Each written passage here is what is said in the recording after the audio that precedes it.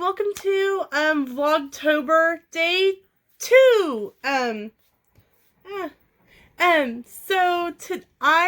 you saw in yesterday's video, I am doing Vlogtober, and I thought what better way to start out Vlogtober than with a 2019 vacation planning video update. So let's get started.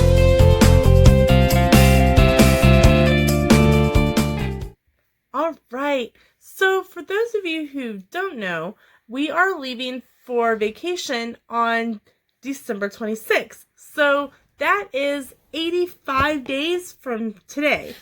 And that means, if you haven't figured it out, use 84 days until Christmas. That means you've got less than 80 days, really, to get your Christmas shopping done.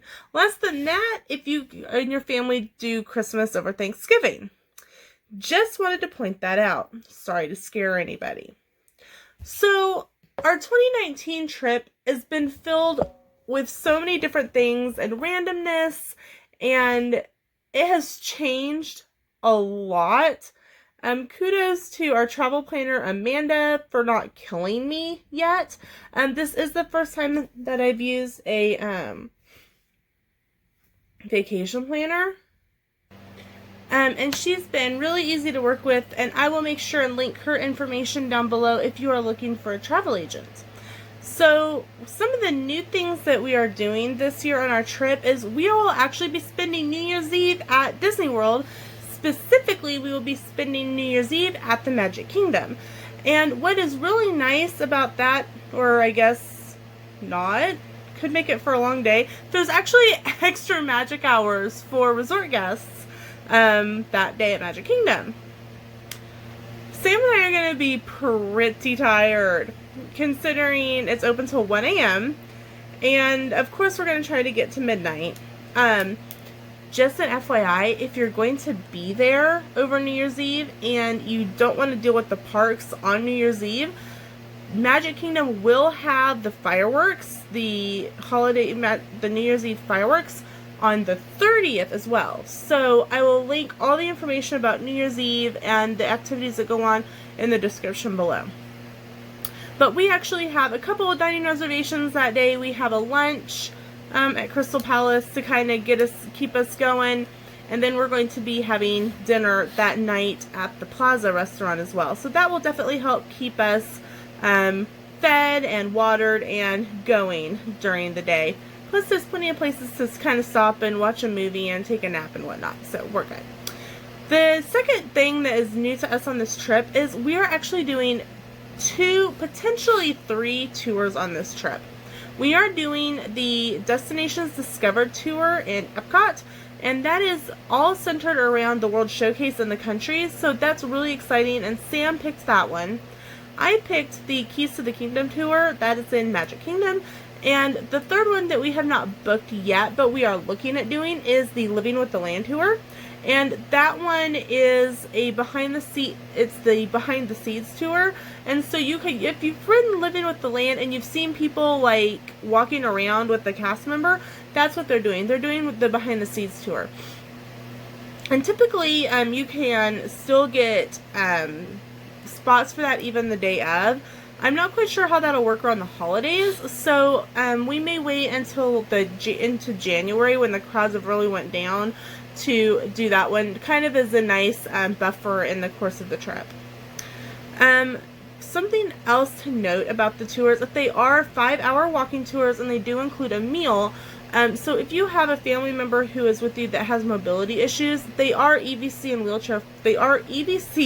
and wheelchair friendly. Just a note. Something that is new for this trip, but we've done it before, but we weren't good at it, is we are paying out of pocket for our meals on this trip. Now, the first time we did meals out of pocket was our 2014 trip, was our very first trip. And I wasn't very knowledgeable about like the pricing, and so we really under budgeted for our meals. This time we are making sure to budget in for our sit downs. We are budgeting in for snacks, and we know about Garden Grocer, so we will have a Garden Grocer order, and I will talk about Garden Grocer in a separate video. Something else that we're going to be doing, and it's really exciting because it's actually on our anniversary on January 6th, is the Disney After Hours event. Now, the Disney After Hours event is different than Evening Magic Hours. It is a separately ticketed event, but an event tickets run between $120 to $130 plus tax, and they are on select nights. And I will link in the description below to the Disney After Hours link on their website. But it's the event that includes the free ice cream, popcorn, and selected beverages. I believe it's bottled soda and water. So Sam and I are really excited to do that because that actually is on our anniversary. So we are actually using that and kind of as like a party, because on our break days, we usually plan a break day for our parties. So this will be a resort day, a rest day, kind of a chilled out day, and then we'll go to After Hours. We can get in at 7 p.m. and the event starts at 8 and it runs from 8 to 11. So it's 3 hours of kind of just fun and free food. And from the videos that we've seen on YouTube from like the Temp Tracker and the WDW couple, there's like no one in the parks. And I will link to those videos below. So if you're interested in kind of seeing what the parks look like, you'll be able to see from their videos. Some restaurants that are either new to us or we are eating at a different time, so the menu is going to be different. We are eating at the Plaza Restaurant in Magic Kingdom, and we've never eaten there before, and we're eating there the evening of New Year's Eve. I kind of mentioned that earlier. We are eating at Ale and Compass, which is a sit-down at the Yacht Club, and so we will be doing that on a Studios day, kind of taking a break from the park, eat some dinner, and then go back. We will be trying the Disney Junior Dine at Hollywood and Vine in Hollywood Studios.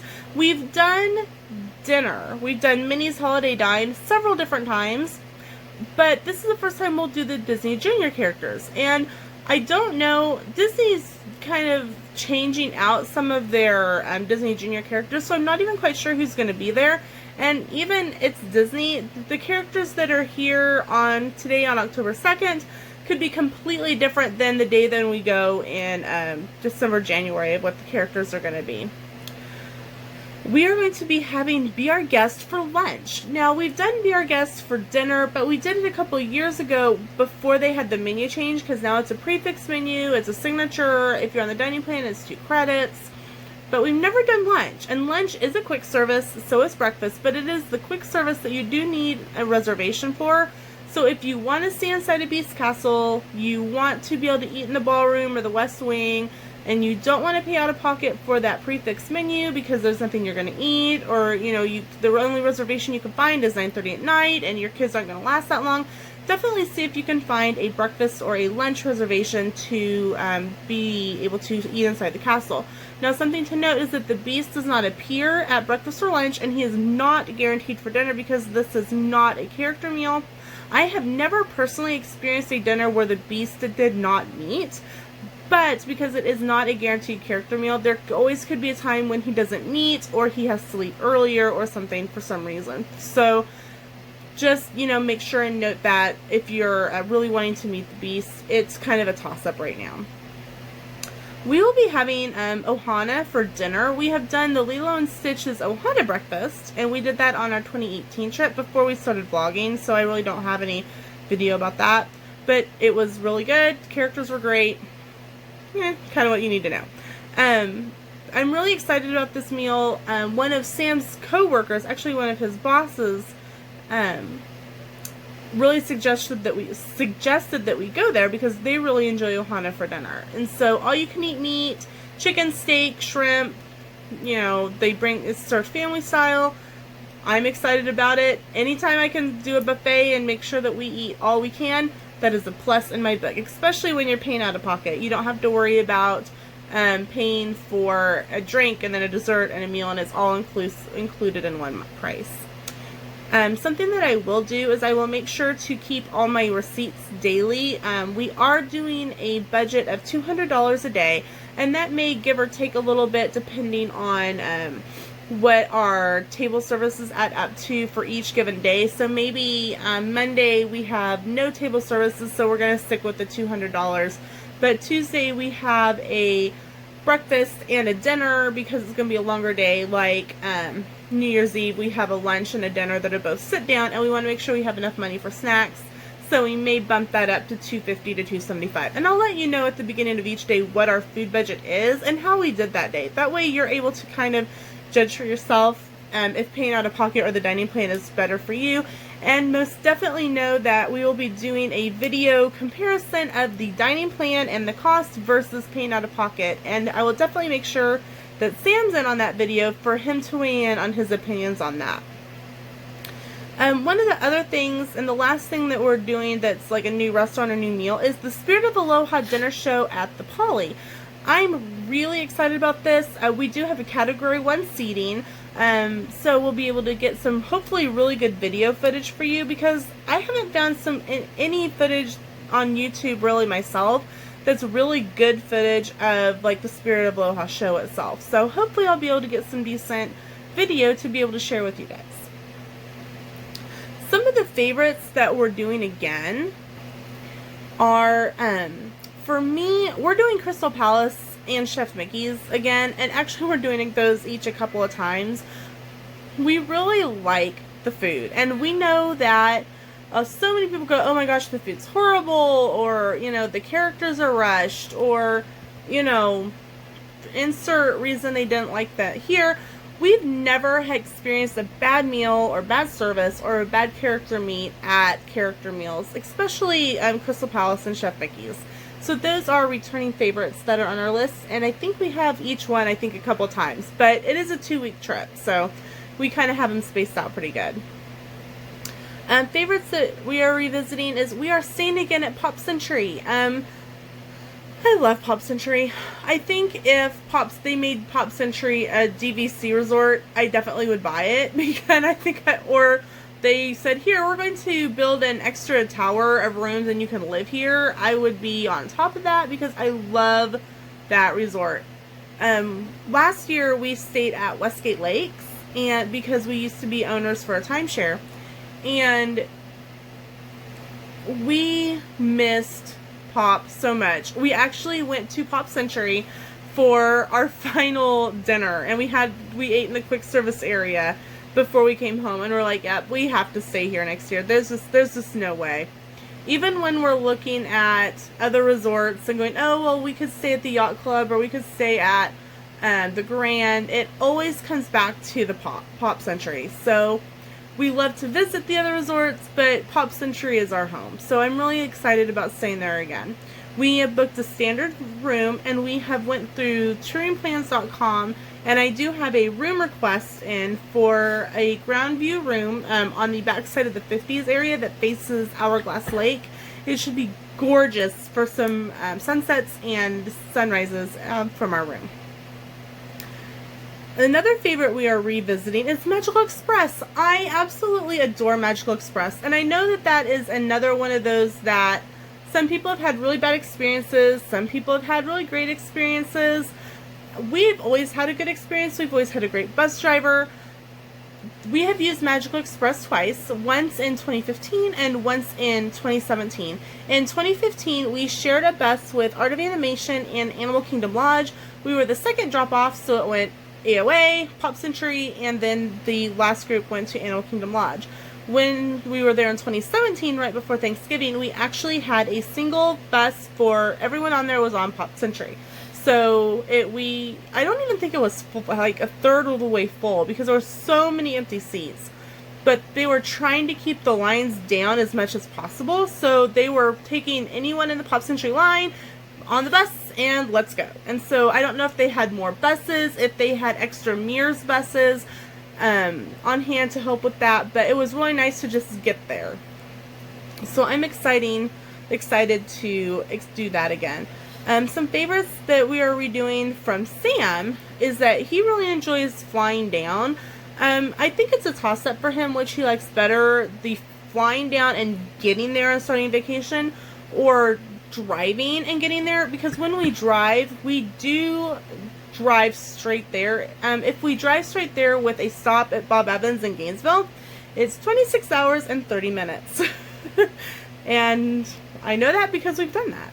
So I think because he does work a really hard job, he works a 5 a.m. to 3:30 shift for manufacturing business for truck beds, that the flight is just a little easier on him. He doesn't have to worry about staying awake. He can take a nap if he wants to. But in 2019, and this is 2019, for 2020's trip, we do plan to drive, but we might end up taking a couple days to get there just so that we aren't driving like straight there, and we can rest a little bit, maybe catch some sights along the way.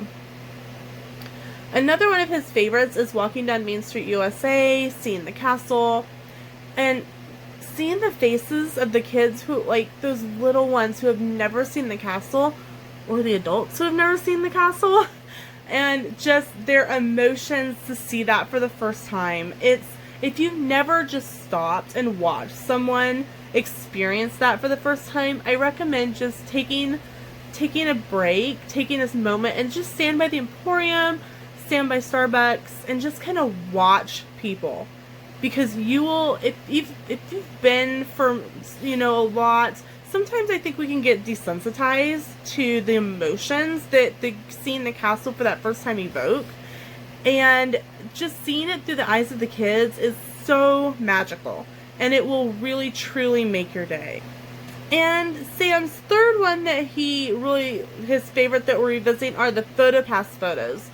I am a scrapbooker, as you can tell by the name of this channel and some of the other photos that have been posted and some that are coming, is that I take all of our PhotoPass photos, all the photos we take from my tablet, my phone, Sam's phone, camera, and I make massive scrapbooks. And it's so much fun to go back and revisit and relive those memories.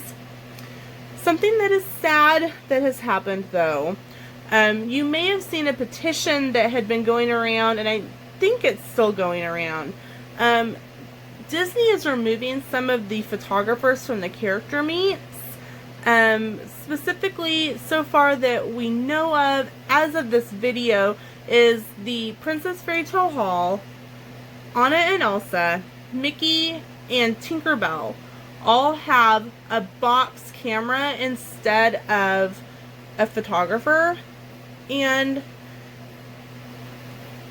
I believe there's some in Launch Bay too. I think Chewie and Darth Vader have the box camera as well.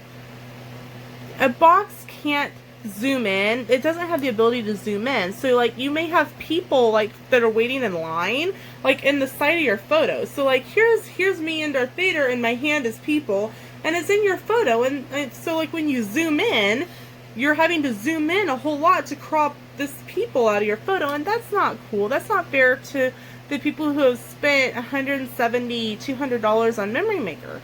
I know a lot of people have actually canceled Memory Maker from their photo package,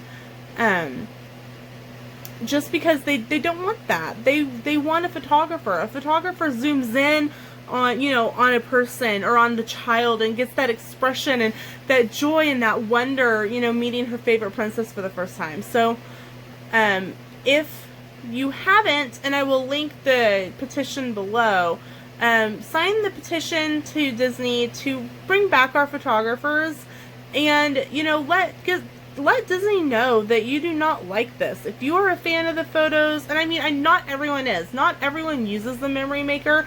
Some people choose to hand their phone or their camera to the attendant and they have them take some photos, and that's totally fine. It's another great way to do it.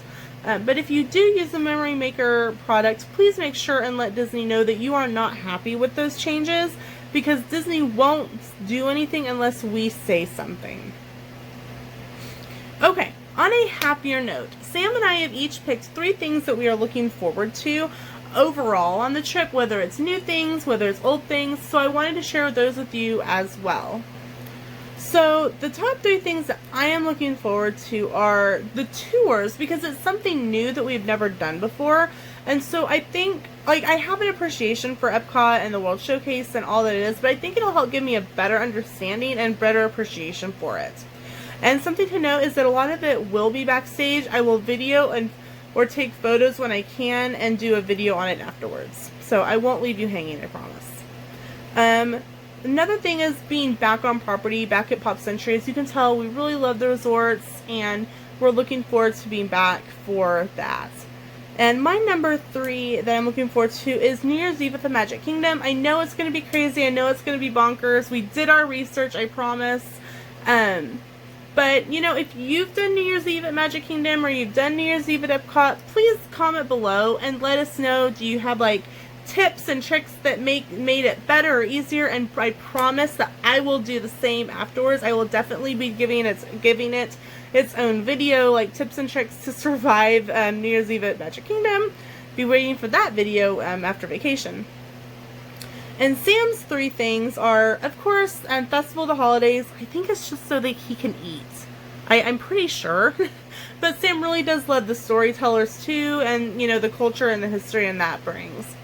Sam's really looking forward to the Disney After Hours event, and that's going to be something really new and really fun, and it'll be similar to a party, which we are getting there too late for the Christmas party this year, so that does help take that place. And his number 3 was the tours. He's really excited about the tours as well. So that's it. That is another update on our 2019-2020 trip. And I can't remember if I told you this at the beginning, but our vacation is 2 weeks. We will be staying at Disney's Pop Century Resort. We arrive on December 26th and we check out on January 9th. So we actually get to be there for New Year's Eve. We get to see the Christmas decorations. We will get to spend our anniversary at Disney World, and we leave right before the Walt Disney World Marathon. So we're happy to give up our room so that one of you awesome running people can enjoy the Walt Disney World Marathon. So with that, I'm going to end this video. Thank you so much for watching. Please hit the bell and subscribe. Share with your friends and family. Again, comment below if you have any tricks or tips for us for New Year's Eve in the Magic Kingdom. We'll be happy to hear them. And with that, we'll see you in the theme parks.